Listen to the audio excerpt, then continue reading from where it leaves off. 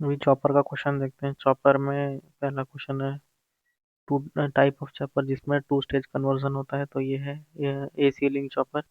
AC link में पहले जो डीसी को इन्वर्टर से एसी में करते हैं, फिर यहाँ स्टेप डाउन ट्रांसफार्मर होता है, उससे एसी में लेके फिर रेक्टिफायर से डीसी में करते हैं।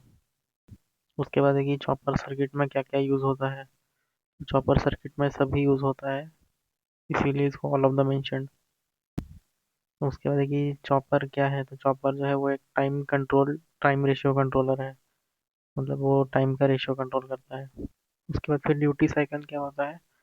टी ऑन बाई टी, मतलब जितना ड्यूरेशन के लिए वो चालू है कंपेयर टू टोटल टी। उसके बाद है कि value of duty cycle alpha कहाँ से कहाँ तक वेरी करता है। तो वो इक्वल टू जीरो भी हो सकता है और इक्वल टू वन भी हो सकता है, 100 और इसके बीच में।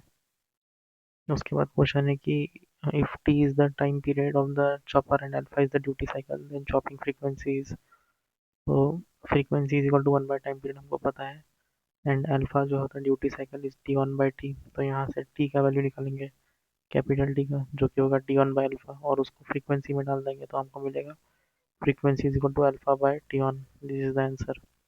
उसके बाद है द बिलो फिगर इज किसका है। तो ये जो है ये स्टेप डाउन चेपर का। स्टेप डाउन में यहाँ पे इंडक्टर लगा हुआ होता है और यहाँ पे लोड लगा होता है। उसके बाद the below figure is of a dash. ये तो क्वेश्चन रिपीट हो गया।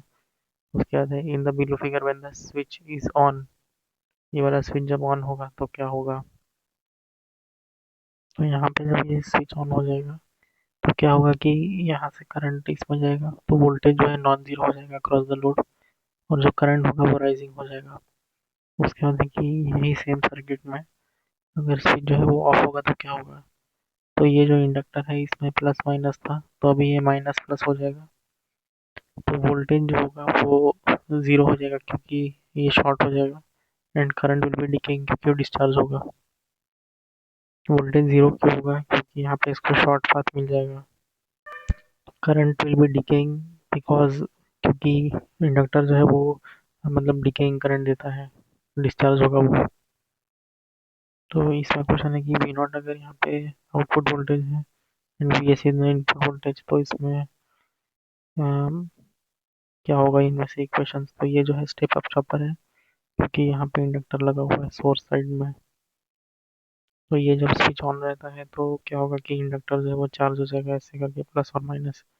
फिर जब ये डिस्चार्ज होगा, डिस्चार्ज होने से यहाँ से करंट यहाँ पे जाएगा, तो ये क्या करेगा कि हाँ इस साइड में प्लस हो जाएगा, इस साइड में माइनस। सो ये सोर्स का भी इसमें प्लस हो जाएगा, so it will be step up chopper.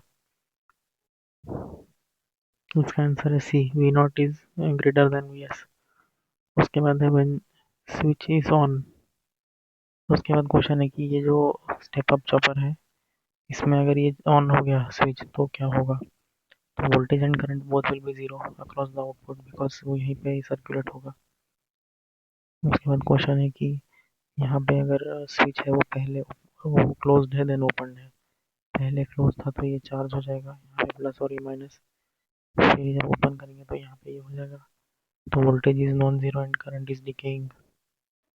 उसके बाद है कि स्टेप अप चॉपर के लिए एक्सप्रेशन क्या होता है। V S D V not V D C divided by one minus alpha. Alpha is the duty cycle. उसके बाद find the output voltage for step up chopper 50% duty cycle. तो V S कितना है 240 divided by one minus 50%। So 240 divided by one by two, 480।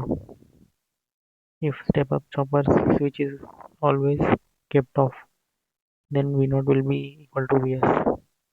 हमेशा के लिए अगर ये करेंगे तो क्योंकि वो V naught के अक्रॉस ही आ जाएगा ऐसे।